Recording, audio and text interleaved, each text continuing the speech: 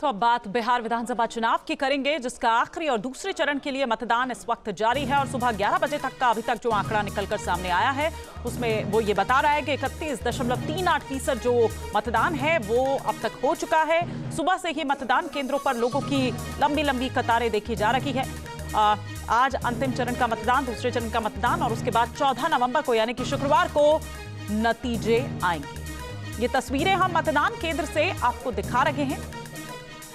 लोग पहुंच रहे हैं अपने मताधिकार का इस्तेमाल करने के लिए और ये महिलाएं जो यहां आपको दिखाई दे रही हैं, सुबह से ही लोग पहुंचे हुए हैं अपने अपने मताधिकार का इस्तेमाल करने के लिए।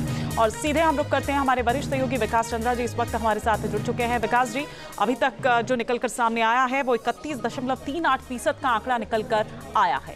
पहले चरण में भी हमने देखा था कि रिकॉर्ड मतदान हुआ था, ये क्या बता रहा है?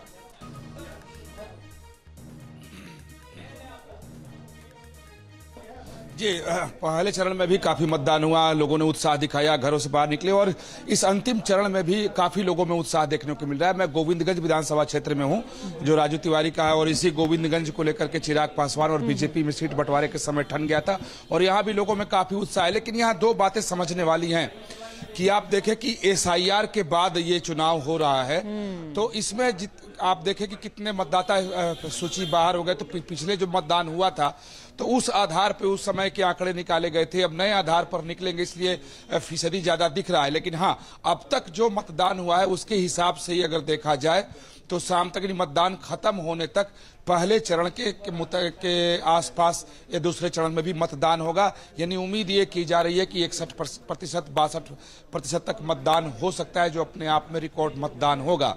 क्योंकि लोग घरों से निकल रहे हैं, सुबह थोड़ी ठंड थी तो लोग अपने घरों से नहीं निकल रहे थे, इस समय मौसम बहुत सुहाना है तो लोग निकल रहे हैं। आप देखें कि 1 बजने को है और इस समय तक 30% से ज्यादा मतदान हो चुका है। अगर 5 बजे तक की बात अगर ली जाए तो वो मतदान और ऊपर जाएगा, क्योंकि अब घरों से लोग निकले हैं और बूथ पे बहुत लंबी लंबी लाइन लोगों की लगी हुई है। तो ये बिल्कुल सही है कि मुझे 2020 का भी अनुभव है, 2020 से ज्यादा इस बार के चुनाव में लोगों में उत्साह देखने को मिल रहा है। और आपने सही कहा विकास जी, अगर हम यहाँ पर बात करें एसआईआर, उसका असर, क्योंकि ज्यादातर जो वोट्स कटे हैं वो इस बार जो दूसरे चरण में जिन पर हैं, जिन इलाकों में, खासतौर पर अगर मैं सीमांचल की बात करूं तो इन्हीं इलाकों से कटे हैं। 7.7% वोट यहीं से कटे हैं। तो क्या आप देखते हैं कि फिर जो एक पैटर्न है उसमें बदलाव भी कहीं, तब्दीली भी कहीं दिखाई देगी?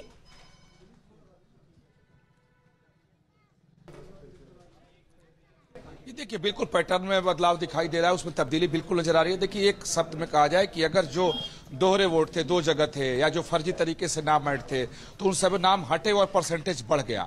यानी पहले मान लें आप, उदाहरण की 125 लोगों के नाम वोटर लिस्ट में थे, उसमें से 50 लोगों ने वोट डाला तो प्रतिशत कम आएगा।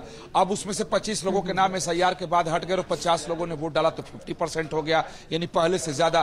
तो चूंकि जिस आधार पर परसेंटेज निकाले गए तो वो आधार ही कम हो चुका है एसआईआर के बाद, तो इसलिए पहले चरण में भी वो प्रतिशत बड़ा दिखाई दे रहा था। हुआ बम्पर वोटिंग हुई है, नो डाउट लोगों में उत्साह है, घर से निकल रहे हैं, वोट डाल रहे हैं, इसमें भी लोग डालेंगे। लेकिन ये जरूर है, बिल्कुल विकास जी, और कई तरह के मुद्दे भी, खासतौर पर अगर हम घुसपैठ की यहाँ पर बात करें तो इस तरह के मुद्दे भी जो हैं वो दूसरे चरण के आते आते तक दिखाई दिए। इस पर यह कहा भी गया कि क्या ये पोलराइज करने की कोशिश है। खैर, फिलहाल बहुत शुक्रिया विकास जी इस तमाम जानकारी के लिए आपका। जहाँ भक्ति है हर शब्द में, कथाओं में छिपे हैं दिव्य रहस्य और ज्योतिष देता है जीवन को दिशा। धर्म से जुड़ी हर बातों को जानने के लिए हमारे चैनल स्तुति को सब्सक्राइब करें। चैनल पर जाने के लिए इस लिंक पर क्लिक करें।